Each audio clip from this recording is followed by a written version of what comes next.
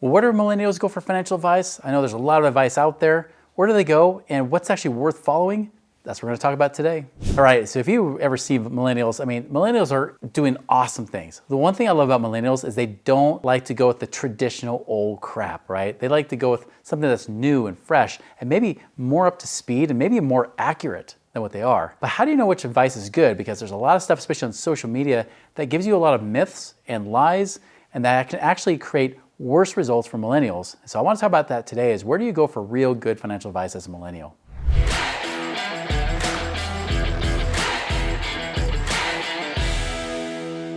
All right, so the one thing I love about millennials is that they kind of just don't follow the typical trends, right? We have the people like the Susie Ormans, which most millennials are like, who's that? She's like the Martha Stewart of financial advising, right? You got Dave Ramsey, you've got people like Jim Cramer, Mad Money, who's out there like ringing bells and whistles and being all kind of just stupid, right? And they're just like, nah, we're not gonna go for that. And so they go more for the influencers. They're here like right now. You might be a millennial right now watching YouTube because you're trying to find those influencers, trying to find that good advice that works. And that's what I commend you for. Now at the same time, I've also seen a lot of people that are influencers on social media that often either fully aren't totally transparent, they're not being fully honest, or they're just flash in the pan. Like they haven't really proven it in their life and in others' lives too.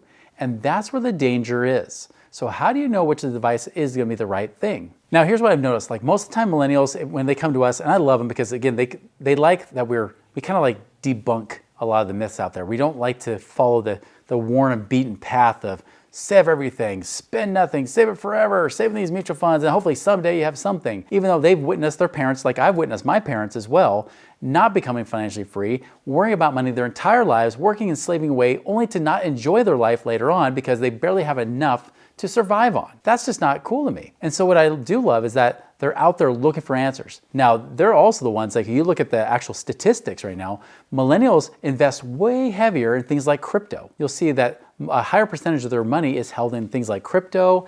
They might do some things with some traditional stuff, but you'll see that more with the older generation, even like more closer to my generation or the boomer generation, where you see a lot more money and wealth in things like mutual funds, or maybe it'll be in things like their own house, the house equity and mutual funds and typical retirement plans. Where millennials, they're saying, listen, I already know that these mutual funds, even though they've done well, they're okay.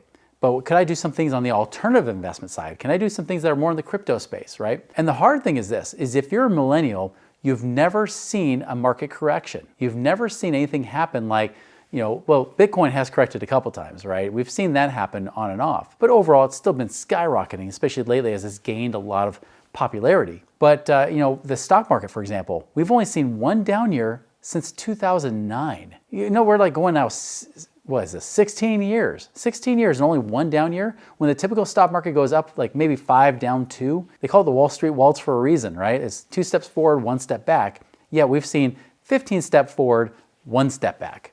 That's like unheard of in history. Like if you go back to the stock market history, it's not there. So if you're a millennial, really nothing has failed. Even if you did real estate, unless you're like really active in real estate, if you bought a property, you watched it appreciate. So you've seen real estate go up, you've seen stocks go up, you've seen crypto go up. Nothing has ever lost money. And there is the danger. That's the thing you gotta be aware of. And that's why all these influencers are popping up left and right, and they're saying, here's how you create wealth because I did it too. I would like to see this.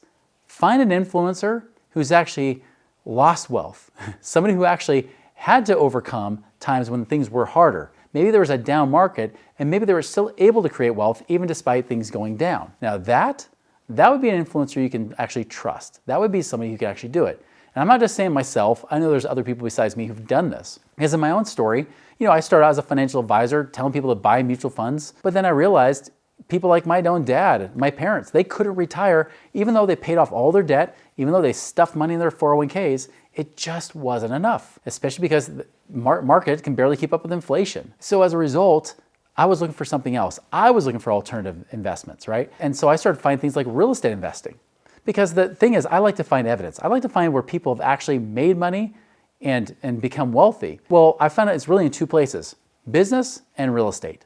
By the way, if you're a business owner, you have a lot more potential to become wealthy than even someone who has just a 9-to-5 job. Doesn't mean it's impossible, but I'll tell you, being a business owner or even a contractor, independent contractor, whatever it might be, you have this much higher unlimited ceiling for creating more money that then can be turned into more wealth as well for you down the road or even right now. And so, so I started to see that. I saw that real estate investors and business owners were the ones that were financially free, where financial advisors and their clients were not. And so I started to follow that path. Those were like my influencers when I was in my 20s. And following that advice helped. Now I will tell you, I also found bad advice at that same time. Because for example, these people were riding the real estate market wave. Now for me, this is the mid-2000s. Mid-2000s, you could be an idiot and make money in real estate. This is like when I heard people come into real estate like in the late 2010s, they're like, yeah, I made so much money, now I'm gonna teach you how to do it. I'm like, well, teach me when you've actually got your teeth kicked in, which then happened just a couple years ago, right? And then a lot of those guys are now out of business. Some of them are still around, which is good. Now they have more wisdom to call from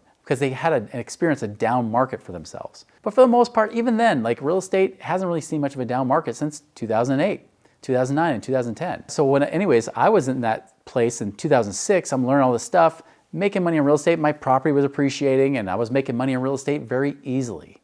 It wasn't hard. Now I was learning bad things too because some of these people are saying, well, man, like with the way that the market is now with appreciation in real estate, you could even be negative cash flow. You could even be losing money on a property and still make money because of the appreciation. So they were teaching me things like, here, you can bank on appreciation or buy low, sell high, right? All that kind of stuff. When it was really easy for them to buy low, sell high because literally by the time that they bought the house, a few months later, it was worth more. That's an easy market. That took no brain power. An idiot can make money in that kind of condition, right? And so I was following that advice. And also the advice I was seeing too is a lot of them were starting to gamble more. Some of them were paying, I kid you not, they're paying anywhere from 3% a month to 5% a month. So during that period of time, during those boom times, all these like great deals start coming out, things that seemed amazing, too good to be true. And guess what? They were. They couldn't sustain themselves. I remember there was actually an investment. This was one that was really becoming popular among the younger generation at that time. Now they're Xers, but at that time they were millennials, or our version of millennials. They were younger, right? They were in their 20s and 30s. But there was a thing called 12 Daily Pro. So yeah, this woman actually would have your money, and she wouldn't take more than $5,000, but that money every 12 days would give you a 24% rate of return. So if you do the math of compounding interest, that means every 36 days your money doubles. I remember I even had a friend that taught me about real estate investing saying, listen, I know this is not a good thing I should be doing, but I just can't pass up the interest. So people are chasing interest rates. I even saw people that are like going for these guys that would say, I'm trading options and you're gonna get paid 10% a month on these options. Now I didn't do that personally, just like I didn't do that 12 Daily Pro thing, but I knew other people that did. And guess what? Everything came crashing down. Even before the crash, people were losing money. And even worse is that all throughout that period of time, I lost money because I was banking on appreciation. I thought, well, I don't have to have positive cash flow on these rentals because if it appreciates by 10,000, 20,000 a year, who cares if I lose a few $100? Now I do. Now I care. Now I don't ever chase appreciation because I learned from those hard times. Now I go for what's gonna pay me real profit month in and month out. What actually gets me paid so it's real, not just airy-fairy appreciation or whatever numbers might show up on a calculator. Even when I had Bitcoin, I bought low, sold high on the Bitcoin. I took most of it out because I knew I was gonna take it at the height of the market when everybody was jumping in. That's the thing. If you want to follow good financial advice, one of the tips I give people is don't jump in when everybody else is jumping in. You only get into it when everybody else says don't get into it. Right now, Bitcoin, for example, I'm telling people like, you know what, you might want to be careful right now because you may not make much money at this point. When all these people that don't even know investing say, go buy this, that's when you know it's the wrong time. When my own kids say, Dad, you should buy Dogecoin, you should buy Bitcoin. That's when I know it's time to sell my crypto, right? That's exactly the time to sell. I buy when nobody wants to talk about it anymore, when everything goes quiet. That's the best time to buy. So anyways, that financial advice I got from being hurt. So if you're a millennial looking for financial advice, look for those that have actually, they've been there. They've been through hard times and they've still come through on the other side. Go for those that have been almost like war tested, right? Battle tested. They've actually gone through battle. They didn't just work out and get really ripped with their muscles. They've actually gone to war. They've actually had to deal with bullets whizzing past their heads and still came out on the other side living and even smarter and wiser for it. I'm talking metaphorically speaking here, of course, not literally. Look for those people that have actually done that. People that have actually done that. And it's going to require people probably older than your generation to do it because the truth is even the older millennials still have only seen up markets. This is just like one of my friends. He's a smart guy, good business owner, makes good money. He told me, we went to lunch the other day, he said, Chris, I'm financially free. I said, well, how do you know? Well, With mutual funds, I've got X amount of dollars. I got over $1 million in mutual funds, living on 4%. That's $40,000 a year, and so I can actually live on $40,000 a year with my young family. I said, well, you know that if you're young, like you are, that 4% rule got thrown out years ago, for one. Two, if you're young, the new number for young, financially independent, retire early, that FIRE movement, should actually be 2%. Just so you know, guys, I got kicked out of the freaking FIRE movement group on Facebook because I told people reality, because they want to still teach 4%, which was already debunked 10, 20 years ago. So I told him, like, well, no, it's 2% when you're 29 years old. He's like, well, you're telling me I have to save now double? I have to have over $2 million to have $40,000 a year? I said, yeah. Especially with inflation, especially if you're trying to live as long as you do, and especially with the ups and downs of the markets, you can't take out more than 2% if you want to live for like the next 50 plus years on the money you've got. And he was pissed. He was mad at me. He's like, oh, okay, that's it. I'll believe you. I'm like, you can believe me or not, but just so you know, I've been investing when you were in first grade. Okay, so take it for what it is, but I've seen what happens. You've never seen a down market. You don't see what it does to your money if you try to live off of it while it's going down. You actually lose money faster than what all the calculators show you. So be aware, be careful. So here's the thing I want to end on is like, how are you doing? If you're a millennial, how are you guys doing? As a generation, what's crazy, I thought when I went to research this, that you guys would be better off than your parents, the baby boomer parents. It's the opposite. You guys actually have less money and less hope for financial independence. Even though the FIRE movement's been big, you're actually farther behind than your parents were at your age. So you've got to do something different. This requires you to actually learn what works. I'm Gen Xer, I'm in between. I'm not a boomer, I'm not a millennial, I'm not even, definitely not Gen Z, but I've got kids that are Gen Z, but I'm in between. I've seen both sides, and I will tell you that there are things you can actually do to create financial freedom faster, but you gotta ignore most of what you're gonna hear on social media, unfortunately. But there is hope for you, there are things you can do.